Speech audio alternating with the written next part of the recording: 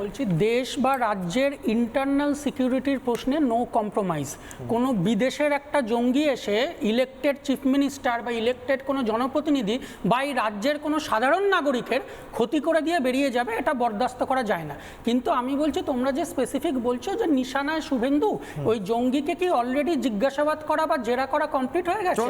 জঙ্গি কি অলরেডি এই স্টেটমেন্ট দিয়েছেন যে আমরা শুভেন্দু অধিকারীকেই টার্গেট করে এসেছি?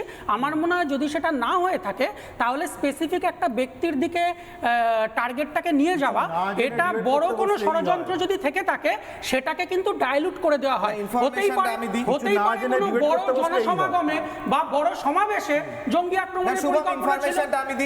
মুখ্যমন্ত্রী শুভেন্দু অধিকারীর যেখান দিয়ে কনভয় যেত সেই জায়গাগুলোই জঙ্গি গিয়ে রেকি করে, তারই সঙ্গে সঙ্গে তার যে স্কেডিউলগুলো থাকতো প্রতিদিনের, সেগুলো এই জঙ্গির কাছে পাওয়া গিয়েছে, যেটা প্রতিদিন সে স্টাডি করতো।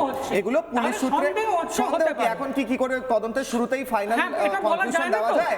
যদি মুখ্যমন্ত্রীর কনভয় সে রেকি করে তাহলে বলা যাবে না যে মুখ্যমন্ত্রীর কনভয় টার্গেট ছিল জঙ্গি। আপনি জঙ্গিকে সাপোর্ট করছেন? আমি কি বললাম মানুষ শুনেছে? আমি বলছি আমি বলছি কোনোভাবে এইটাকে, এই যে কনস্পিরেসি, এই কনস্পিরেসিটাকে যেন কোনোভাবে ডাইলুট করা না হয়। অব্দ তুমি 15 মিনিট বলেছো ভাই, তুমি একাই তাহলে শোয়ে পড়ো, তুমি একাই এসো একাই বলো। না আমি স্যারের না আমি শেষ করব তো কিসল হয় না শেষ করুন। আমি বলছি এইবার আমি বলছি আমাদের দেশে, মানে আমি খবর দিচ্ছি শুভ, আমি বলছি আমাদের দেশে মুখ্যমন্ত্রীকে টার্গেট করা হয়েছিল, আমি এটা নিউজ দিচ্ছি। আমাদের দেশে করতে চাইছো না? বিশ্বাস অবিশ্বাসের প্রশ্ন। আমি বলছি কোনো ব্রডার কনস্পিরেসি থাকলে সেটাকে অবশ্য নজরে রাখা উচিত। আমি বলছি আমাদের দেশে বিরোধীদের গুরুত্ব হচ্ছে অপরিসীম। যখন পহেলগামে জঙ্গি আক্রমণ হয়েছিল, তারপর যখন ভারত পাক সামরিক সংঘর্ষ হলো, সেই সময় বিদেশ মন্ত্রকের কূটনীতি ব্যর্থ হবার পরে বিদেশ মন্ত্রককে কিন্তু সমস্ত বিরোধী দল থেকে প্রতিনিধিত্ব ঠিক করে বিদেশে পাঠাতে হয়েছিল। এবং এটাই আমাদের দেশের গণতন্ত্রের বিউটি, যেখানে সমস্ত বিরোধী দল একসাথে এই দেশের সরকারের পক্ষে সওয়াল করেছিল।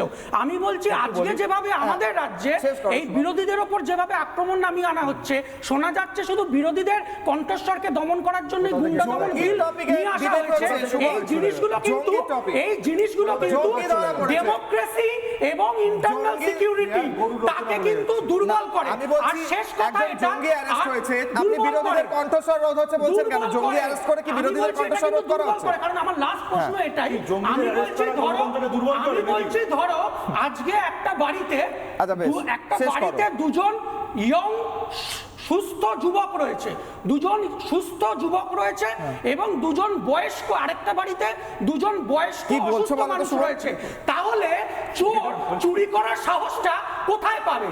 তাহলে আমি বলছি তোমরা যে দেখাচ্ছ এই 3 মাস পরে যদি জঙ্গি অ্যাক্টিভিটি বৃদ্ধি পায়, যদি জঙ্গি অ্যাক্টিভিটি বৃদ্ধি পায়, এবার তুমি 20 মিনিট বলেছো, এবার আমাকে 20 সেকেন্ড বলতে দাও।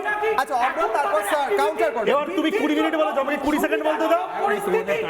আচ্ছা এবার 20 সেকেন্ড আমাকে বলতে দাও। মনে করছে যে এখন আচ্ছা এবার 20 সেকেন্ড বলতে দাও। আমাকে বলতে বলেছো, এবার অবরোধ, তারপর স্যার, তারপর প্রত্যেকের কাছে বলছি।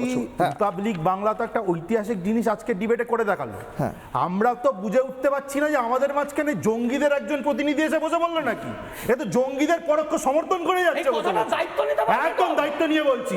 আমি বলছি এই সিপিআই সেই সিপিআই যারা প্রেস বিজ্ঞপ্তি দিয়ে মাওবাদীদের সমর্থন করে। এই সিপিআই সেই সিপিআই যারা, আবার বলছি, যারা মাওবাদীদের প্রেস বিজ্ঞপ্তি দিয়ে সমর্থন করে।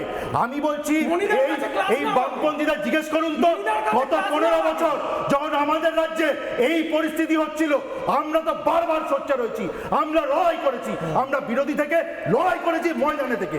সিপিএম সিপিআই কবার এই ইস্যুগুলো তুলেছে, কবার এই ইস্যুগুলো তুলেছে, একবারও না, বর্ডারে ফেন্সিং হোক, কবার বলেছে।